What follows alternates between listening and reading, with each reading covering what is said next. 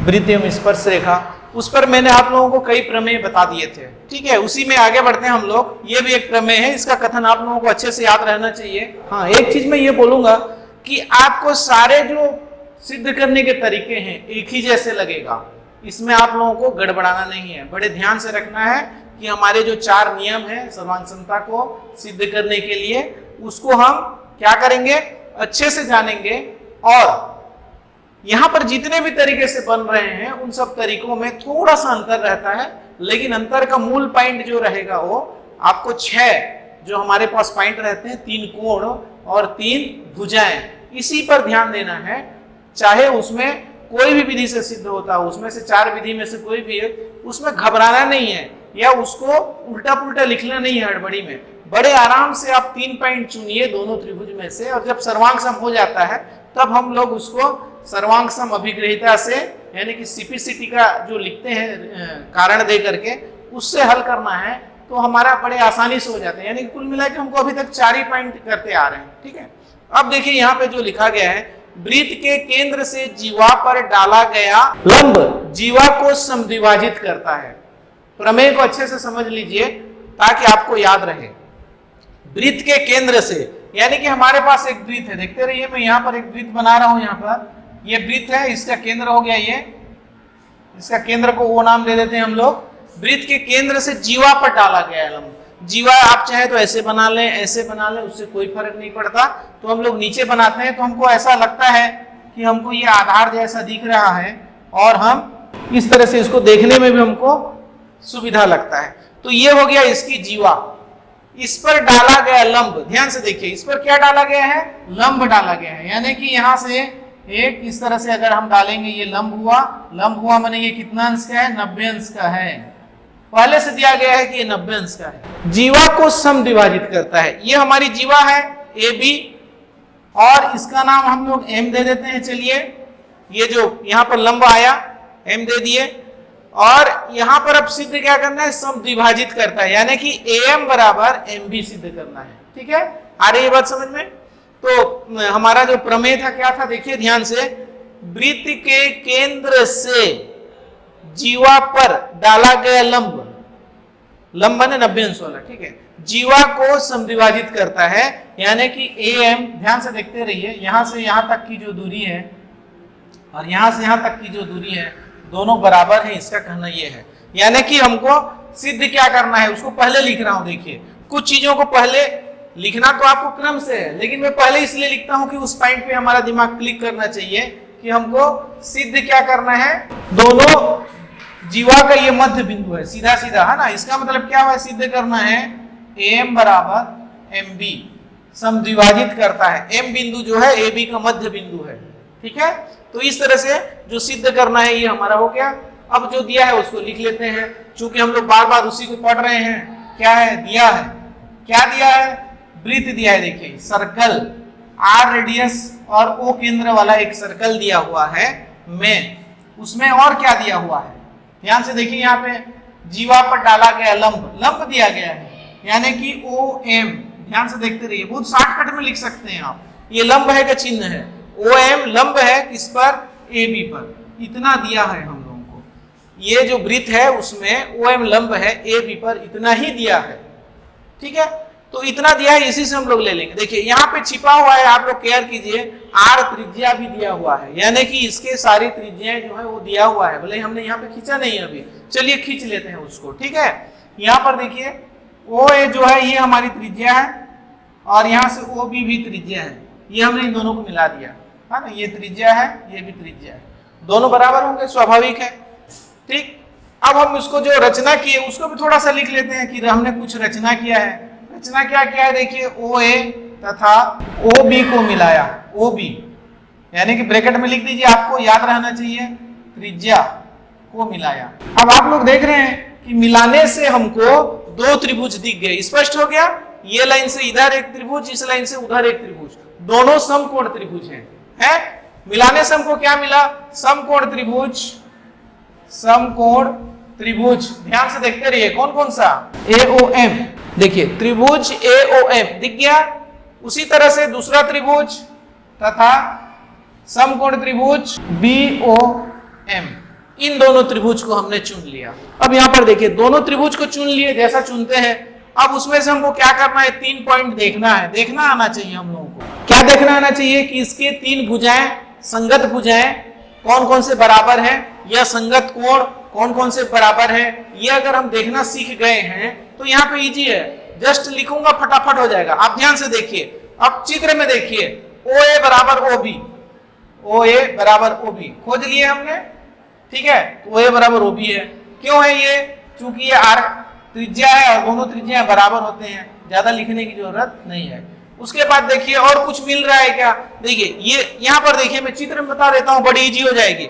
ये कोण इस कोण का संगत कोण है, ये कोण इस कोण का संगत कोण है, ये कोण इस कोण का संगत कोण है। आप 3 कोण को देख रहे हैं, उसको देखना सीखिए, उसके बाद बहुत ही सरल है। आप इसको और इसको देखिए, बराबर दिख रहा है ना, यहाँ पर ये 90 अंश आया है तो ये भी इधर भी 90 अंश है, ठीक है। तो एक कोण का भी हमको मिल गया, देखना सीखिए। उसके बाद देखिए यहां से यहां तक, यहां से यहां तक, इसको तो हमको सिद्ध करना है, ये हम लोग नहीं ले सकते, है ना, ये दिया ही नहीं है हमको कहीं भी इस प्रश्न में। और देखिए एक भुजा और बचता है OM, तो OM को देखिए, इसके भी बंटवारे में OM है, उसके भी बंटवारे में OM है। इसका मतलब क्या हुआ, दोनों उभयनिष्ठ हो गए, ठीक है, दोनों के लिए ये उभयनिष्ठ हो गया, यानी कि इसको लिख सकते हैं हम लोग। देखिए यहाँ पर OM बराबर OM क्या है, उभयनिष्ठ है, ठीक है। उभयनिष्ठ होने की वजह से दोनों के बंटवारे में आता है, यानी बराबर है, एक ही चीज है, दोनों के लिए बराबर हो गया, 2 चीज हमको मिल गया। तीसरा चीज में ये क्या ढूंढ सकते हैं, ये भुजा नहीं दिया है तो भुजा वाला काम खत्म हो गया। 3 ठो में से कोण को देख लेते हैं, ये कोण बराबर है, ऐसा कहीं भी नहीं दिया है। ये कोण बराबर, ये भी नहीं दिया है, परंतु यहाँ पर यह दिया है कि OM जो है लंब है, इसलिए इधर भी 90 अंश, इधर भी 90 अंश होगा, यानी कि हम सीधा सीधा उसी को ले लेते हैं। कोण OMA बराबर कोण OMB बराबर 90 अंश, ये भी दिया हुआ है हमको, इसमें ज्यादा कहीं से खोजने की जरूरत नहीं पड़ा, ये दिया हुआ है। देखिए तीनों का कारण सहित लिख दिए, माने एकदम हो गया, परफेक्ट, खत्म। अब देखो इसमें जब 3 चीज हमको मिल गया तो ये 3 चीज जो है यहाँ पर जो हमारे 4 नियम है, SSS, SAS, ASA और RHS, मैं आप लोगों को रोज इसको लिख लिख के बता रहा हूं, आप लोगों को बड़े ध्यान से देखिए कि ये 4 नियम है, इसमें से कौन से नियम का यहाँ पे पालन हुआ, देख लीजिए आप। 2 ठो भुजा मिला है और 1 ठो कोण मिला है, ठीक है, 2 ठो भुजा और कोण तो इसमें भी है, क्या ये इस नियम को लागू करता है, ये कब लागू होता है, बीच में ए है, माने कोण बीच में होना चाहिए दोनों भुजा के, तो इसमें तो है नहीं। ये देखो ये वाला भुजा लिए हैं, ये वाला भुजा लिए हैं और दूर वाला कोण लिए हैं, इसलिए ये SAS नियम लागू नहीं होगा। इस तरह से कैंसिल करना भी सीखिए। अब होगा क्या, 90 अंश वाला हुआ है। अब ये देखिए 90 अंश के कोण में आप लोग देख रहे हैं कि ये उसके सामने वाला जो भुजा है ये क्या होता है हमारे लिए, कर्ण होता है, ठीक है, यानी कि हाइपोटेनियस, H के लिए उपयोग करते हैं, हाइपोटेनियस कर्ण होता है। इसका मतलब क्या हुआ, इसी और अंकित किया, माने RHS नियम लागू होगा। चेक कर लेते हैं, R माने राइट एंगल, राइट एंगल माने 90 अंश, तो स्वाभाविक है दोनों त्रिभुज 90 अंश वाले हैं, कंफर्म हो गया। उसके बाद हाइपोटेनियस, उसके जो कर्ण हैं वह दोनों बराबर हैं, वो भी सही हो गया। तीसरा आता है एक भुजा, तो दोनों का एक भुजा उभयनिष्ठ जो है, एक भुजा वो भी बराबर है, इसलिए ये जो त्रिभुज हमने चुना था इसको, त्रिभुज AOM सर्वांग सम हो जाएगा त्रिभुज BOM का। और ये कौन से नियम से हो जाएगा, RHS भी लिखिए तो भी चलेगा, या इसको आप ऐसे भी लिख सकते हैं, समकोण कर्ण और भुजा, ऐसा भी लिख सकते हैं। देखिए कितना लंबा नाम लिखना पड़ता है, आप RHS लिखिए, बड़ा सरल है, कोई दिक्कत नहीं है, RHS लिखिए, राइट, ठीक है, राइट एंगल, हाइपोटेनियस और साइड, थोड़ा जानिए भी उसको RHS का। ये हो गया, खत्म हो गया। इतने में हमने दोनों त्रिभुज को क्या कर लिया, सर्वांग सम कर लिया, यानी कि एक दूसरे को पूरा ओवरलैप कर लिए। तो जो बचे हुए पार्ट्स हैं, जिसका हमने 3 का यहाँ जिक्र किया है, और 3 जो बचे हुए हैं वो 3 भी क्या हो गए, अब बराबर हो गए, हमारे पॉकेट में आ गया, यानी कि हम जैसा चाहें उसका वैसा उपयोग कर सकते हैं। तो हमको उपयोग करना क्या है, यहाँ पे देखिए, हमको जो सिद्ध करना है उसी पॉइंट पे चलते हैं, एक लाइन में खत्म हो जाता है। तो ये जो शेष सभी 3 पॉइंट बराबर होंगे, संगत भुजाएं बराबर हो जाएंगी, संगत कोण बराबर हो जाएंगे। तो यहाँ पर हमको क्या चाहिए, AM और MB दोनों क्या हो गए, बराबर हो गए। अब मैं चिन्ह लगा रहा हूं, ध्यान से देखिए, शुरू से चिन्ह इसलिए नहीं लगा सकते कि उसको बराबर दिख जाता है। अब आप इतना समझने के बाद चिन्ह लगा रहे हैं, तो आप लोगों को दिखाने के लिए लगा रहे हैं, तो AM बराबर MB हमारा प्रूफ हो गया, सिद्ध हो गया। ठीक है, तो यहां पर अब मैं लिख सकता हूं AM बराबर MB, और यही सिद्ध करना था। इसको क्या लिखते हैं, इसका कारण CP/CD लिखते हैं आप लोग। ठीक है, यही सिद्ध करना था, बड़े आराम से सिद्ध हो गया।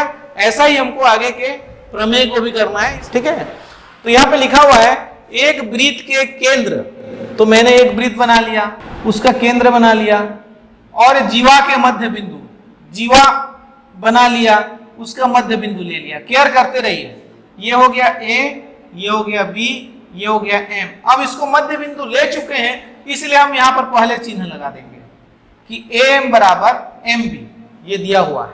ठीक है, अब इसमें लिखा है कि मध्य बिंदु को मिलाने वाली रेखा, यानी कि ये रेखा क्या है, हमारा OM है। ठीक है, ये जो रेखा है जीवा पर लंब होगा। ध्यान से देखिए, ये 90 अंश होगा, ऐसा हमको प्रूफ करना है। यहाँ पे मैं 90 अंश नहीं लिख रहा हूं, यहाँ पे क्वेश्चन मार्क दे रहा हूं। ठीक है, यानी कि ये 90 अंश होगा, ऐसा हमको प्रूफ करना है। ये समझ में आ गया, जैसा उसमें था वैसा इसमें भी है, थोड़ा सा अंतर है। सिर्फ ये जो आप लोगों को अगर कथन याद है तो ये अंतर को कर पाएंगे।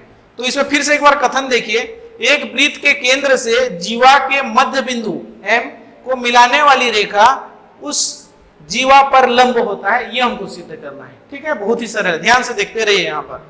यहाँ पर हम क्या करेंगे, चलिए आप क्रम से लिखते हैं कि आप लोग जब शुरू करते हो कैसे लिखोगे। दिया है, ऐसे शुरू कर लेते हैं। यहाँ पर क्या दिया है, देखिए वृत्त दिया है जिसका त्रिज्या R है और केंद्र O है। अब इसमें और क्या दिया है, जीवा AB दिया है जिसका मध्य बिंदु M है, इसलिए AM बराबर MB ये दिया है हमको, उसमें सिद्ध किए थे, इसमें पहले से दिया हुआ है। अब यहां पर देखिए और क्या दिया है, और कुछ नहीं दिया है, खत्म हो गया। अब इसमें सिद्ध क्या करना है, देखिए OMA, कोण OMA बराबर 90 अंश। तो हम दूसरे पक्ष के कोण को भी लिख सकते हैं OMB, कोण OMB, यानी कि कोण OMA बराबर कोण OMB बराबर 90 अंश हमको सिद्ध करना है। आ गई बात समझ में। अब आता है रचना करना। कुछ रचना उसमें भी किए थे, सेम रचना इसमें भी है। ध्यान से देखिए, O से A को मिला देंगे और O से B को मिला देंगे, इस तरह से। ठीक है, तो क्या किया हमने, OA तथा OB को मिलाया, और ये दोनों बराबर हैं, ये आप जान रहे हैं। हाँ, इसमें एक चीज है, आप स्वतंत्र हैं। पिछले में क्या लिखे थे, OA बराबर OB बराबर R, स्वतंत्र हैं आप, इसमें नहीं लिखे हैं। आपके मार्क्स में किसी प्रकार की कमी नहीं होगी। तो किसी प्रकार के मार्क की कमी नहीं होगी, इसका मतलब ये हुआ कि आप स्वतंत्र हैं, किसको पहले लिखें किसको बाद में लिखें, कैसा भी लिखें, हमारा उद्देश्य पूरा होना चाहिए, इससे हमारा हटना नहीं चाहिए। ठीक है, ठीक है। अब उपपत्ति लिखते हैं। उपपत्ति माने हमने कहां से क्या लाया अब, और उसको सिद्ध करने के लिए क्या किया, ये उपपत्ति के अंतर्गत लिखते हैं। तो सबसे पहले क्या करते हैं हम लोग, दो त्रिभुज चुनते हैं, ऐसा ही चुनना है। चलिए आप अपने मन में चुन लीजिए, हम यहां से बोलते जा रहे हैं। ये हो जाएगा त्रिभुज AOM तथा त्रिभुज BOM। देखिए यहाँ पे आप समकोण त्रिभुज नहीं लिखेंगे क्योंकि नहीं दिया है, उसको सिद्ध करना है। ठीक है, तो यहाँ पर AOM लिखेंगे खाली और BOM लिखेंगे, और इस तरह से ये दोनों त्रिभुज को चुन लिए। अब इसमें खोजना है, सिंपल सी बात है, आप लोगों के पास 3 भुजा है और 3 कोण है, इसीलिए सरल है। ये पूरा चैप्टर सरल पड़ेगा आपको, बस आप 6 पॉइंट पे ध्यान दीजिए। तो 6 पॉइंट पे चलिए, उसमें से 3 पॉइंट को हमको लेना है, इसलिए 1 2 3 कर लेते हैं। 1 2 3 में कौन कौन सा है हमारे पास, उसको लाके यहाँ पे लिखना है। हमारे चित्र में जो है दिख रहा है उसको यहाँ पे लाके लिखना है। तो क्या दिख रहा है, AM बराबर MB दिख रहा है, देखिए। और ये कहां से आया, AM बराबर MB, यहाँ पर देखिए दिया है, सीधी सी बात है, दिया है, बहुत ही सरल है। देखिए उसके बाद क्या दिया है, हम पिछला प्रमेय को अगर ध्यान में रखें तो ध्यान से देखिए, दूसरा भुजा को ढूंढ लीजिए, क्या है, AO बराबर OB, ये भी है हमारे पास, AO बराबर OB।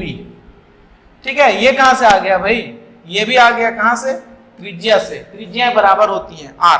अब क्या बचा देखो, और कुछ है क्या, ध्यान से देखिए, ये कोण का कहीं जिक्र नहीं है, इन दोनों कोण का भी कहीं जिक्र नहीं है, इस दोनों कोण का भी कहीं जिक्र नहीं है कि ये लोग बराबर हैं। इसलिए हम ये तीनों कोण वाली प्रॉब्लम तो छोड़ दो, देखना चाहिए। अब और एक तो भुजा बचा हुआ है OM। क्या दोनों त्रिभुज में OM है, तो तो आप देख रहे हैं चित्र को, और इससे पहले कर भी चुके हैं। OM बराबर OM, उभयनिष्ठ है ये। हो गया, तीनों ढूंढ लिया और तीनों क्या मिले? भुजा ही मिले। अब भुजा मिले तो भुजा वाला नियम लागू हो गया, ये वाला देख लो, है ना। तो दोनों त्रिभुज क्या हो गए? सर्वांग सम हो गए। AOM सर्वांग सम त्रिभुज BOM। अब यहां पर देखिए, बड़े आराम से गौर करने वाली बात है, यहां पर जो लिखा हुआ है यहां भी वही लिखा हुआ है, इधर उधर भटकना नहीं है, वही लिख दो। ये तथा के जगह पे सर्वांग सम आ गया है, ठीक है, ऐसा ही लिख देना है। अब इसका कारण को यहाँ पे लिखना जरूरी है। जैसे इसमें तीनों पॉइंट में कारण को लिखे हैं, वैसे ही यहाँ पर कारण को लिखेंगे। और इसका कारण क्या है? भुजा भुजा भुजा अभिग्रहित से, ठीक है। अब इसके बाद क्या आता है? हमारा CP/CT आता है। CP/CT का उपयोग करने वाला, मैं CP/CT को पहले क्यों बोलता हूँ? क्योंकि अब आपको दूसरे चीज में ले जाता हूँ जो आपके पॉकेट में है। आपके पॉकेट में क्या है? बचे हुए तीनों कोण। यहाँ के तीनों कोण वहां के संगत कोण के कैसे हो गए? बराबर हो गए। आपको और 3 पॉइंट मिल गया। अब मिल गया में से हमको चाहिए क्या? उसी को लेना है, बाकी को नहीं। क्या चाहिए हमको? OMA बराबर OMB, ठीक है, चित्र में दिखा। तो यहाँ पे लिख सकते हैं कोण AMO या OMA, कुछ भी लिखेंगे, दोनों में से अल्टी पल्टी करके भी लिख सकते हैं। This is equal to BMO। दोनों कैसे हो गए? बराबर हुए हैं। अभी 90 अंश प्रूफ नहीं कर पाए हैं, आगे और एक स्टेप है, ठीक है। तो बड़े ध्यान से देखिए, यहाँ पर हमको ये, मैं यहाँ पर नाम दे देता हूं आप लोगों को ध्यान में आने के लिए। ये नंबर 1 हो गया और ये नंबर 2 हो गया।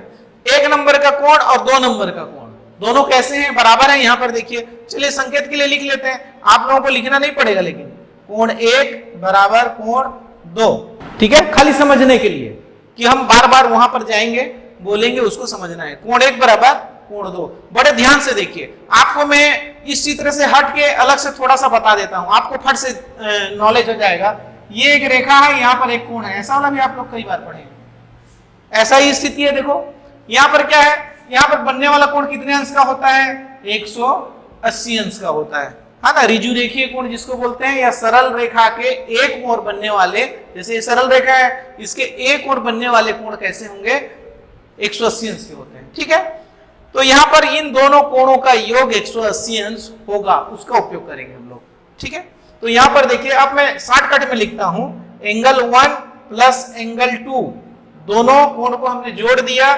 This is equal to 180 degree, 180 अंश होगा दोनों का योग। अभी बताएं यहाँ पर, अब दोनों कोण बराबर है। देखो, या तो 1 को हटा दो या 2 को हटा दो, उसके जगह पे या तो 1 लिख लो या 2 लिख लो, यानी कि हम 2 बार लिख सकते हैं। 2 ठो कोण 1 हो गया, ठीक है, इसके जगह पे हमने कोण 1 लिख दिया। अब यहाँ पे क्या हो गया? 2 ठो कोण 1 इक्वल टू 180 डिग्री हुआ। इसको हम काट देते हैं 2 से। देखिए, यहाँ 2 का भाग दे दिए, यहाँ 2 का भाग दे दिए, ये तो कट गया और ये कितना हो गया? 90 डिग्री हो गया। यहाँ पर देखिए, कोण 1 बराबर 90 अंश और कोण 1 बराबर कोण 2 है, इसलिए कोण 1 बराबर कोण 2 बराबर 90 अंश मिला हमको। कोण 1 बराबर कोण 2 बराबर 90 अंश, ये मिला। अब कोण 1 और कोण 2 क्या है? जो यहाँ पे दिया है उसी के फॉर्म में लिख लो। सिद्ध करना है कोण OMA, यानी कि कोण OMA बराबर कोण OMB बराबर 90 अंश, ठीक है।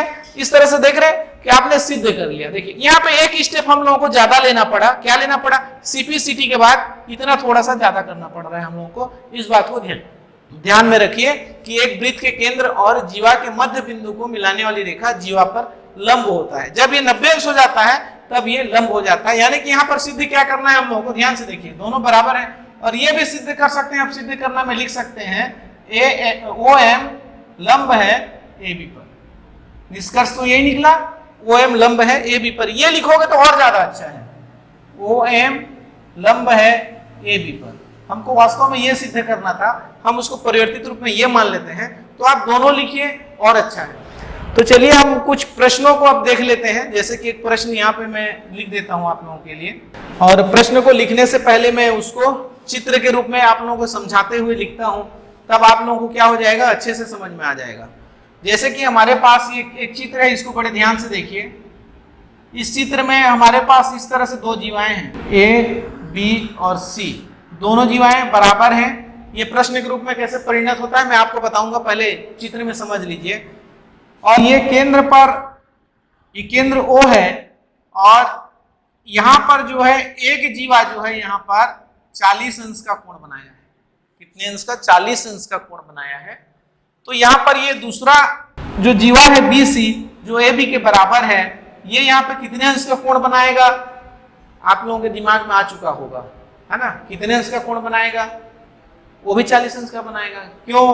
क्योंकि हमने एक प्रमेय पढ़ा था कि दो बराबर जीवाएं केंद्र पर बराबर कोण अंतरित करते हैं, इसलिए ये 40 है तो ये भी 40 होगा। ये कारण हमको लिखना पड़ेगा, ठीक है, जिस समय हल करते रहेंगे, क्योंकि यहां पर दिया नहीं है। अब इसमें प्रश्न में पूछता है कि कोण AOC ज्ञात करो। AOC बराबर क्वेश्चन मार्क। देखिए मैंने यहाँ पे कहीं प्रश्न लिखा नहीं है, फिर भी आप लोगों को ये प्रश्न मालूम हो गया। अब ये प्रश्न को आपके किताब में कैसे लिख करके देगा देख लीजिए। दो समान जीवाएं में से एक जीवा केंद्र पर 40 अंश का कोण बनाता है। चित्र दिया है मान लिया, ठीक है, चित्र अनुसार AOB कोण AOB का मान ज्ञात करो। ये आपके लिए प्रश्न हो गया। अब इसको हल करना कितना आसान है। देखिए हमने ये दोनों त्रिभुज को देख रहे हैं, यहाँ पे सर्वांग समता वाली बात नहीं है। यहाँ पे ध्यान से देखिए, हम प्रमेय का उपयोग करेंगे। यहाँ पे क्या दिया हुआ है देखिए, AB बराबर BC दिया हुआ है, तो AB के द्वारा बनाया गया कोण कौन सा है? 40 अंश है। कोण AOB बराबर 40 अंश बराबर कोण BOC। ऐसा क्यों हो गया? प्रमेय से। और इस प्रमेय को पूरा डिटेल में लिखने की जरूरत नहीं है, नहीं तो फिर प्रमेय का कथन भी हो जाएगा। लेकिन आपको मालूम होना चाहिए कि बराबर जीवाएं केंद्र पर बराबर कोण अंतरित करते हैं। जिस समय आप नोट्स बनाएंगे उस समय जरूर लिख लीजिए, भले ही परीक्षा में मत लिखिए, ठीक है। तो यहाँ पर प्रमेय में लिख दिया हूं, आप लोग नोट्स बनाते समय उसको प्रमेय को पूरा लिखिए, ताकि दोबारा पढ़ेंगे तो आपको पता होना चाहिए, और बार बार पढ़ने से आपको प्रमेय याद भी रहेगा, ठीक है। अब यहाँ पर ऐसी स्थिति आ गई, इसका मतलब क्या हुआ? दोनों कोण कितने अंश के हो गए? 40-40 अंश के हो गए। अब ध्यान से देखिए, पूछता क्या है ये? कोण AOC बराबर क्या लिख सकते हैं? ध्यान से देखिए, AOB चित्र में दिख रहा है, AOB कोण AOB धन BOC, मिला देने से हो जा रहा है BOC। फिर से देखिए, AOB धन BOC को मिला देने से ये पूरा बड़ा वाला कोण हो गया, है ना। अब इसको हमको इस तरह से लिखे, इसको यही हमको चाहिए था, तो इसको ऐसा लिख सकते हैं। कोण AOB का मान कितना है? 40 अंश है, ये पहले से दिया हुआ है, और BOC भी 40 अंश है, ये हमने ले आया प्रमेय की सहायता से। तो ये टोटल कितना हो गया? 80 अंश का हो गया। देख रहे हैं आप, ये 80 अंश का होगा कोण AOC। इस तरह से देखिए कितना सरल है। आप इसके जो अंकीय प्रश्न आते हैं बहुत ही सरल लगेंगे अगर आपको प्रमेय अच्छे से याद हो। जीवा की लंबाई ज्ञात कीजिए, जीवा की लंबाई ज्ञात कीजिए। तो सीधी सी बात है, जीवा निकालना है हम लोगों को, है ना। यदि, फिर दिया क्या है? यदि केंद्र से जीवा की दूरी 3 सेंटीमीटर है तथा वृत्त की त्रिज्या 5 सेंटीमीटर। इसका चित्र कैसे बनेगा? बहुत ही आसान और सरल है, जैसा दिया है वैसा करते जाइए। वृत्त की त्रिज्या दिया हुआ है, यानी कि स्वाभाविक है एक वृत्त होगा, कितना है? 5 सेंटीमीटर। ऐसा कर दीजिए, दिखा दीजिए 5 सेंटीमीटर का है, हो गया। उसके बाद जीवा की दूरी 3 सेंटीमीटर है, कहां से? केंद्र से, यानी कि यहां से 3 सेंटीमीटर की दूरी पर एक जीवा ऐसा गया हुआ है। ये A भी हमारा जीवा हो गया, और यहां से यहां तक 3 सेंटीमीटर की दूरी पर इसको M ले लेते हैं, मध्य बिंदु को मिलाते हैं, हो गया आपका प्रश्न। अब ये प्रश्न को देख करके आप इसको क्या करते थे वैसा इसमें भी कर लीजिए। चलिए इस किनारे को मिला दीजिए, कितना है ये? 5 सेंटीमीटर दिया हुआ है त्रिज्या। अब ये क्या है? 90 अंश होता है, ये भी आप जान रहे हैं। अब आपको सोचिए थोड़ा सा कि AM हमको निकाल लेंगे और उसको डबल कर देंगे तो A भी मिल जाएगा, जीवा मिल जाएगा। ये क्या है? हमारा जीवा है। देखिए आप चित्र में ऐसे समझ सकते हैं, AM निकालेंगे और उसको डबल कर देंगे, क्योंकि AM बराबर MB होता है, आप प्रमेय से अभी अभी पढ़े हैं। यानी कि AM निकाल करके डबल कर देंगे तो जीवा की लंबाई आ जाएगी, ठीक है। अब देखिए यहाँ पर ये 5 है, ये 3 है, और ये निकालना है, और ये 90 अंश का कोण भी है। तो मेरे को तो याद आ रहा है, आप लोगों को याद आता होगा कौन सा? पाइथागोरस सूत्र, ठीक है, पहले ही बता चुके हैं। तो यहाँ पर हम त्रिभुज AOM कौन सा त्रिभुज है? समकोण। यहां पे लिखिए समकोण। समकोण त्रिभुज AOM में पाइथागोरस सूत्र से। अब पाइथागोरस सूत्र क्या है? क्या है? OM का वर्ग धन AM का वर्ग बराबर क्या होता है? AO का वर्ग। अगर इसी को हम शब्दों में कहें तो कर्ण का वर्ग बराबर लंब का वर्ग धन आधार का वर्ग। ये आप लोगों को याद रहना चाहिए। और इसको हमने किसका? चित्र के आधार पे इसको बदल दिया। अब कुछ नहीं है, आगे लिखते जाइए। 5 का वर्ग बराबर OM कितना है? 3 का वर्ग। AM कितना है? नहीं मालूम। नहीं मालूम है इसलिए AM ही रहेगा। ठीक है। 5 पचे 25 बराबर 3 तिया 9 धन AM का square. 25 minus 9 equal to AM square. कितना हो जाएगा? 16 इक्वल टू AM स्क्वायर। इसलिए इसका रूट कर देते हैं। देखिए इसका वास्तविक रूल ये है, लेकिन ये नहीं भी करेंगे और आप 4 इक्वल टू AM लिखेंगे तो भी ये सही है। ये आप लोगों को समझाने के लिए लिख दिया कि रूट इक्वल टू, ऐसा रूट चढ़ा करके। नहीं भी लिखेंगे तो डायरेक्ट 4 इक्वल टू AM लिखेंगे तो भी मार्क्स में कोई प्रकार की कटौती नहीं होगी। ठीक है। तो AM हमको मिला है। अब हमको चाहिए क्या? AB। पूरा जीवा चाहिए। ध्यान से देखिए, जीवा AB चाहिए। और AB को क्या लिख सकते हैं? AM प्लस MB लिख सकते हैं। यहां से यहां तक की दूरी प्लस यहां से यहां तक की दूरी, दोनों को जोड़ देंगे तो AB मिल जाएगा, पूरी लंबी वाली भाग। और इसका मान मालूम है हमको कितना है? 4 है। MB कितना है? आप लोगों को पता है, प्रमेय में पढ़े हैं, 2 बराबर भागों में बांटता है, इसलिए MB बराबर भी 4 होगा। इस तरह से ये 8 सेंटीमीटर हमारी जीवा AB की लंबाई मिलेगी।